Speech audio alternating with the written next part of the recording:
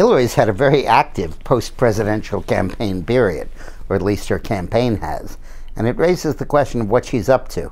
She never does anything without a motivation. She's challenged the campaign vote totals and acting through the guise of the Green Party candidate, Jill Stein, with money that Hillary's people probably raised for her, demanded recounts and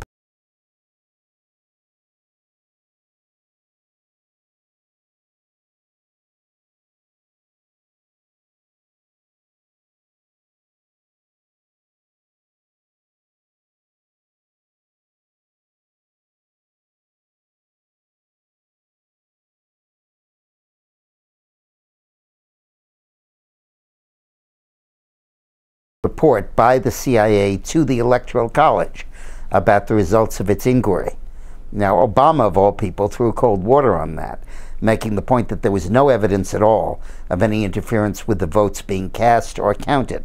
The interference was that they worked with WikiLeaks to unearth emails that were embarrassing to Hillary and the people in her campaign.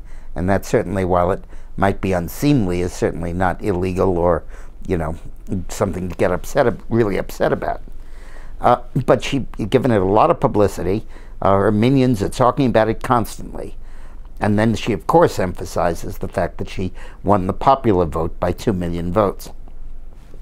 So what's she up to? Well, I can only speculate.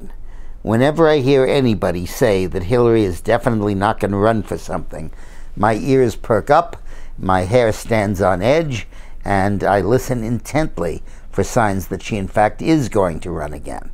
I believe this woman will stop running when her pulse stops beating. And if she's alive in 2020, albeit at the age of 73, I think she may well run. And I think what she's doing now is sort of laying in an asterisk to be attached to the Trump victory so as to mitigate the impact on her future career. First of all, she's great pains to emphasize that she won the popular vote, which gives the Trump victory something of illegitimacy and gives her a sense, may give her a sense of being robbed.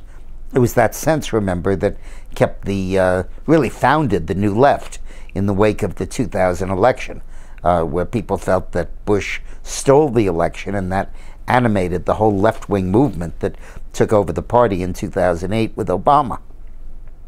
In addition, by alleging Russian interference, she can, at a minimum, shed blame to other people for her defeat. It's Comey's fault at the CIA for the stuff he released about the email investigation. It's Russia's fault because they hacked into WikiLeaks, and they hacked into emails and released emails that the public had no business seeing. When you put this together, it really amounts to a case that it's not my fault. It was somebody else's fault that all of this happened. Now, in point of fact, that's ridiculous. The only thing that gave the email WikiLeaks any power was that she had tried to delete those emails. She had hidden them, she had not turned them over when they were subpoenaed, and they were communications from public officials in the United States that we were entitled to see. The Comey was simply reacting to an investigation and summarizing the results of an investigation into those emails, a scandal that Hillary, of course, caused in the first place. She also was escaping blame for one of the most disastrously run campaigns in American history, where she blew an all but certain lead and ended up losing on Election Day because of her dishonesty as a Secretary of State, her pursuit of fortune through illegal means at the Clinton Foundation, and her rigidity and inflexibility in handling those scandals, and her refusal to lay out a positive vision for the United States.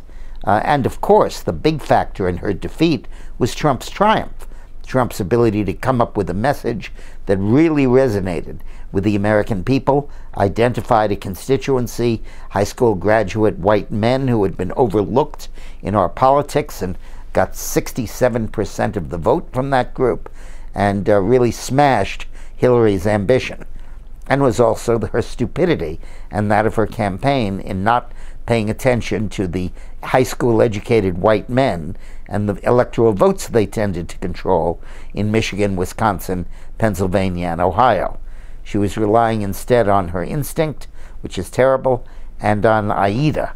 We'll hear more about her later. AIDA is the computer program that she and her mathematician staff used to calibrate precisely the campaign at exactly the wrong targets.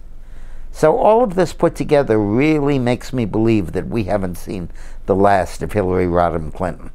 Not by a long shot. Thanks for watching.